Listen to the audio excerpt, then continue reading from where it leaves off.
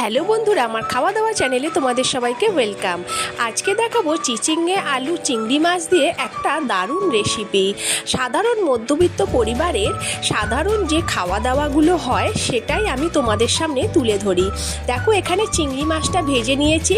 কড়াই সামান্য তেলে 5 ফোড়ন দিয়ে আমি কেটে রাখা সব সবজিটাই দিয়ে দিয়েছি। চিচিঙ্গে আলু, কোচানো পেঁয়াজ, টমেটো দিয়ে ভালো করে ভেজে নিলাম। এতে মশলার মধ্যে শুধু লঙ্কা গুঁড়ো আর হলুদ গুঁড়ো, পরিমাণ মতো নুন দিয়ে আবারও মশলাটাকে ভালো করে কষিয়ে নিয়ে আমি এতে ভেজে রাখা চিংড়ি মাছটা দিয়ে দিলাম। দিয়ে এতে পরিমাণ মতো জলটাও দিয়ে দিলাম। তরকারিটা যেহেতু শুকনো শুকনো হবে তাই জলের পরিমাণটা তোমরা বুঝে দেবে।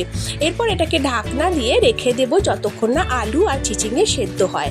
তারপর জলটা শুকিয়ে গেলে আলু চিচিঙ্গে সেদ্ধ হয়ে গেল। চিংড়ি মাছ দিয়ে এই রেসিপিটা অসাধারণ খেতে লাগে। তোমরা অবশ্যই এটা বাড়িতে বানাবে।